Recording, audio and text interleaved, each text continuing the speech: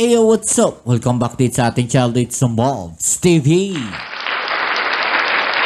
Alright, so tayo nagbabalik ulit mga kababayan. At ito nga po ang ating pag-uusapan ngayon. China muling nagbabala sa Pilipinas ukol sa pakikipag-usap po sa Taiwan mga kababayan. No? Grabe ang kapraningan netong China mga kababayan. Dahil ano nga po alam nila na wala na silang kakampi no, dito sa parte na to ng Asia. At ang kinatatakutan niya mga kababayan ay ang magkaisa. No, itong mga bansa na nandito, no, kagaya ng Pilipinas, Taiwan, Japan, South Korea, mga kababayan, yan po ang isa sa kanyang kinatatakutan dahil pagka mas marami po. Kahit konti lang yung mga bansa na yan, kahit maliliit lang yung mga bansa na yan, mga kababayan, yun yung ibig ko sabihin, nakakatakot po yan dahil pag nagsama-sama yung mga yan, ay kaya silang pataubin yan. No? At sa isa pa nating balita, pananatili po ng Nemesis missile system makatutulong bilang pamigil sa tensyon dito sa parte na to ng Asia. Dahil isa nga rin po ito sa kinatatakutan no, ng China mga kababayan. Kaya gigil na gigil sila no, sa mga armas at mga missile launcher, mga missile system ng Amerika na nandirito po sa Pilipinas. Lalong-lalo na mga kababayan, yung isa sa kanilang kinatatakutan, ang Typhoon missile system ng Amerika.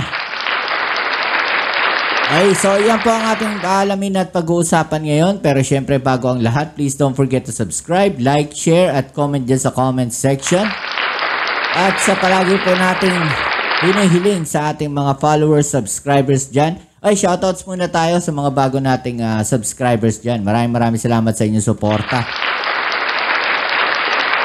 I-click po yung notification bell para ma-update kayo sa mga latest video upload natin. Para pag nag-upload tayo, nano-notify kayo mga kababayan. Maraming salamat sa inyo. Shoutout sa mga bago natin subscribers. Okay, so wag na natin patagalin to. Umpisa na natin mga kababayan. No? China, no? Muli raw nagbabala sa Pilipinas dahil nakikipag-usap nga po ang China ay ang Pilipinas sa Taiwan mga kababayan. Bakit kaya nagagalit ang China? No? O nagkakaroon ng negosasyon o nagkakaroon ng pag-uusap ang Pilipinas at ang Taiwan, bakit nagagalit itong China? Diba? Yan yung sinasabi natin, mahilig manghimasok tong China sa mga ginagawang hakbang ng Pilipinas. Oy China, hindi na Duterte nakaupo ha. Kung mga nagagawa ninyo ng mga nakaraang administrasyon, no, ang mga gusto ninyong gawin dyan sa West Philippine Sea, napapayuko ninyo yung Pangulo ng Pilipinas, well, this time nagkakamali kayo. No? Maangas yung Pangulo namin ngayon. Hindi ito yuyuko sa China. At the same time, meron kaming senador. No? Iboto nyo rin po ito mga babayan, Senator Tolentino. Ipinaglalaban niya no, ang ating karapatan dyan po sa West Philippine Sea. Okay, tuloy natin to mga babayan. Let's go. Muling binalaan ng China ang Pilipinas tungkol sa pakikipag-usap sa Taiwan. Para naman kay Defense Secretary Gibo Teodoro, hindi na dapat binibigyang bigat ang mga pahayag ng Beijing. So parang sinasabi dito ng ating defense, no? Na wag niyo nang pakialaman yan China, wag niyo nang pakinggan yan, masyadong papansin yung mga yan. Kaya lang, no, masyadong gumagawa ng ingay etong China, no? Pagka alam nilang naiitsipwera sila, pag alam nilang hindi sila pinapansin, no, gusto nila lagi silang napapansin no? Babalik si Francis Fondre para sa detalye. Papansin tong China, mga kababayan. China ang umano'y naging pahayag ni Navy spokesperson for the West Philippine Sea, Rear Admiral Roy Vincent Trinidad, na pinag-uusapan na ang kooperasyon sa pagitan ng Pilipinas at Taiwan. Sabi daw ni Trinidad na both sides are one step away from joint activities and military-to-military cooperation. Sa pahayag ng Embahada ng China sa Pilipinas, sinabi nito na ang Taiwan ay probinsya ng China at sakop ng Chinese territory. Nasa core interest din daw ito ng kanilang bansa. Lalabanan daw nito ang anumang uri ng official interaction sa kanilang Taiwan region at sa mga bansang may diplomatic ties sa China. So yun yung kanilang sinasabi dito mga babayan. No? Parang ang gusto nilang mangyari, kung nakikipag-usap kasi kayo sa Taiwan, no, dapat kausapin nyo rin kami. Dahil hindi nga po nila kinikilala ang soberanya ng Taiwan mga kababayan at yan ay kiniklaim nila na kanila pa rin mga babayan, no, na ang Taiwan ay pagmamay-ari pa rin ng China. Kaya dapat, no, lahat na makikipag-usap sa Taiwan ay makikipag-usap din sa China. Yun yung gusto nilang mangyari. Pinayuhan din nito ang Pilipinas na sundin ang One China Principle at itigil ang pagbibigay ng wrong signal sa Taiwan independence. Pinapaiwas din nito ang mga opisyal ng Pilipinas na gumawa ng umano'y provocation sa Taiwan question. Yun na naman, yung provocation na naman kanilang pinapalabas dito, no? Lahat na lang ng gagawin ng Pilipinas, provocation para sa China. Samantalang sila yung gumagawa ng kung ano-anong kalokohan diyan sa West Philippine Sea, di ba? Sila yung nanghihimasok sa territorial waters natin. Sila yung mga nanghaharas diyan sa West Philippine Sea. Sila yung mga nambabangga ng barko sa West Philippine Sea. Sino ngayon yung gumagawa ng provocation, no, sa West Philippine Sea? 'Di ba? Sino ngayon yung sumisira ng kapayapaan sa West Philippine Sea at estabilidad, no, ng rehiyon? 'Di ba? Wala namang ginagawa ang Pilipinas diyan sa West Philippine Sea bagkus para lamang bantayan, no, ang ating mga territorial waters, no, bantayan yung ating mga isla diyan. Pero ang patuloy na ginagawa ng China, mga kababayan, na panghihimasok, no, pagpasok sa mga isla natin, pagpasok sa territorial waters natin, pagpasok ng kanilang mga warship dyan, no, ay isang senyales, mga kababayan, no, na nagpapakita sila ng kanilang puwersa, no, ng panghaharas yan eh. 'Di ba? Pangbubuli yung kanilang ginagawa na yan eh. Diba? Kaya dapat itong China, hindi na natin pinapansin yan. Bagkus ang gawin natin, no, ay suportahan natin yung ginagawa ng ating Pangulong Bongbong Marcos, no, na kung saan, no, ay nagdadagdag tayo ng mga puwersa natin dyan sa West Philippine Sea. Yun yung pinaka-the best yan. Diba? Huli, sabi ng China, those who play with fire will perish by it. Bago ito, naging mainit din ang issue sa pag-angkin ng China sa Sandy Cay na malapit sa Pag-asa Island. Kapwa pa nagtayo ng bandila ang tropang China at tropang Pinoy sa Sandy Cay. Sinasabi natin, no, yung Sandy Cay na yan, mga kababayan, dapat kung magtatayo tayo ng bandera dyan sa Sandy Cay, yung yung permanent, no, yung permanente na. Para masabi talaga natin na sa atin yung Sandy Cay para hindi na pinupuntahan ng China, mga kababayan. Diba? Yun yung pinaka-the best dyan.